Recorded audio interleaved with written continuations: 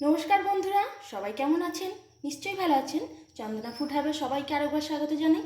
তো বন্ধুরা, আজকে আমি আলু নিয়ে এসেছি। এই আলু দিয়ে এখন চপ তৈরি করব।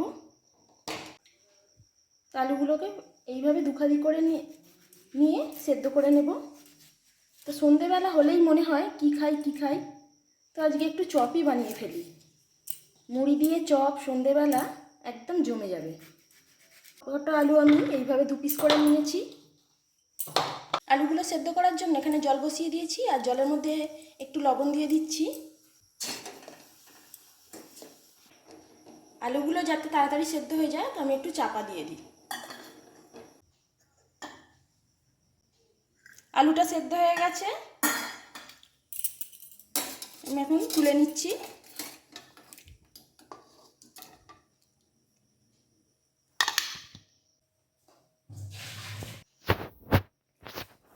আলুগুলো এখন আমি ছাড়িয়ে নিচ্ছি।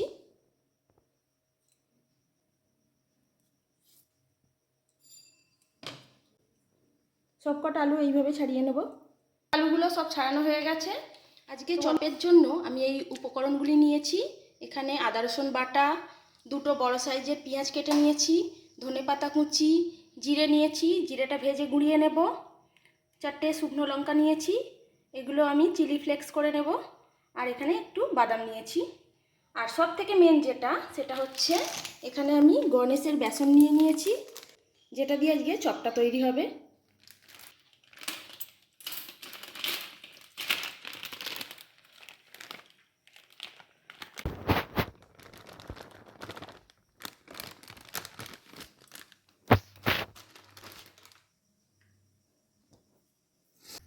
তো প্রথমে আমি লঙ্কাগুলো একটু ভেজে নিচ্ছি। এটা শুকনো খোলায় ভেজে নিচ্ছি, এটা রোস্ট করে নেব।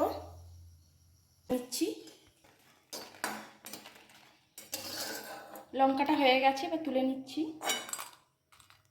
এবার জিরেটা একটু রোস্ট করে নিচ্ছি। জিরেটা গরম করা হয়ে গেছে, এবার এটা আমি গুঁড়িয়ে নেব। এবার লঙ্কাটা এইভাবে আমি হাতে করে ভেঙে দেব। লঙ্কাটা চিলি ফ্লেক্স হয়ে গেছে। তো প্রথমে আমি বেসনের ব্যাটারটা তৈরি করে নেব। বেসন দিয়ে দিলাম, পরিমাণ মতো লবণ দিয়ে দিচ্ছি, অল্প একটুখানি হলুদ দিচ্ছি, আর 1 চিমটে খাবার সোডা। এবারে অল্প অল্প করে জল দিয়ে ব্যাটারটা ভালো করে তৈরি করে নেব।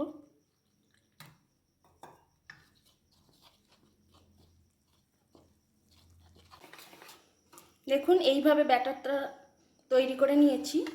না খুব একটা মোটাও নয় আর খুব একটা পাতলাও নয়, একটু গাঢ় গাঢ়ই আছে। ব্যাটারটা এখন তৈরি হয়ে গেছে, আমি এবার চপের মশলাটা তৈরি করে নেব। তো প্রথমে কড়াতে তেল দিয়ে দিলাম। তেলটা গরম হয়ে গেছে, আমি ওর পেঁয়াজগুলো দিয়ে দিচ্ছি। পেঁয়াজগুলো খুব ভালো করে ভেজে নিয়েছি। এবারে আদা রসুনের পেস্টটা দিয়ে দিচ্ছি। এখানে 1 চামচ আমি আদা রসুন পেস্ট দিলাম।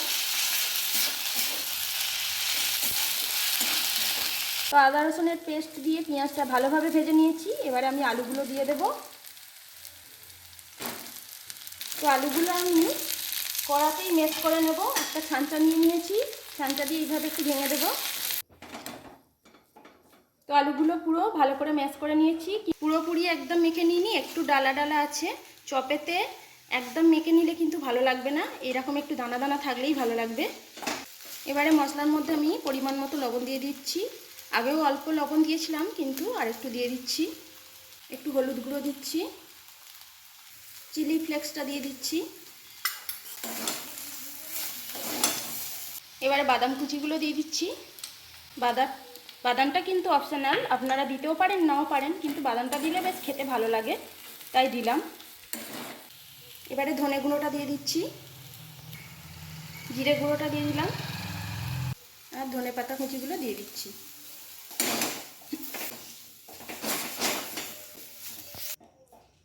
তো বন্ধুরা, চপের মশলাটা একদম রেডি। আমি এবার নামিয়ে নিয়ে ঠান্ডা করে নিই একটু।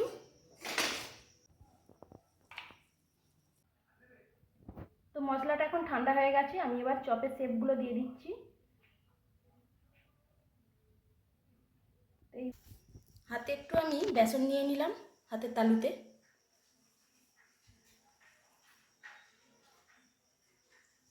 উপর থেকে একটু ছড়িয়ে দিলাম।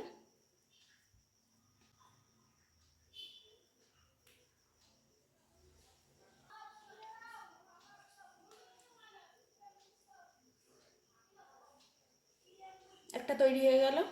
আমি এইভাবে সবকটা তৈরি করে নেব। তো আমি চপগুলোকে এইভাবে তৈরি করে নিয়েছি, এবারে ভেজে নেব এগুলো। তো কড়াতে আমি তেল বসিয়ে দিয়েছি, আর চপ ভাজার জন্য কিন্তু সরষের তেলই ভালো। সরষের তেলের চপই খেতে ভালো লাগে বেশি। তো এবারে বেসনের ব্যাটারে আমি চপটাকে এইভাবে দিয়ে দিচ্ছি, দু পিঠ এইভাবে উল্টে তেলে ছেড়ে দেব।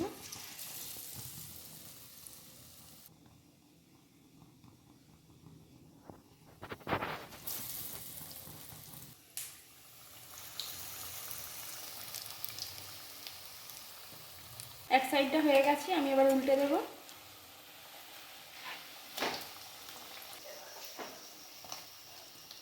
চপগুলো একদম ভাজা রেডি। দেখুন কত সুন্দর দেখতে হয়েছে।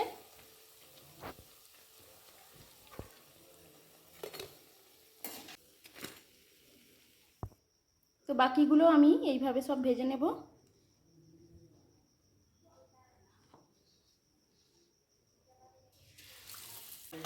তো বন্ধুরা, সব চপ ভাজা একদম রেডি। সন্ধেবেলা এরকম চপ দিয়ে মুড়ি খেতে কার না ভালো লাগে বন্ধুরা। একদম দোকানের মতন পারফেক্টভাবে তৈরি হয়েছে দেখুন। বাড়িতে অবশ্যই আপনারা এইভাবে একবার তৈরি করে নেবেন। একদম খাস্তা মুচমুচে। তো বন্ধুরা, আজকের এই চপের রেসিপিটা যদি ভালো লাগে তাহলে প্লিজ আমার চ্যানেলটিকে লাইক, শেয়ার এবং সাবস্ক্রাইব অবশ্যই করবেন। আর মুড়ি দিয়ে সন্ধেবেলা চপ পরিবেশন করুন এইভাবে। একটা আপনাদের ভেঙে দেখাচ্ছি কতটা খাস্তা তৈরি হয়েছে দেখুন। ভিতরটা একদম গরম।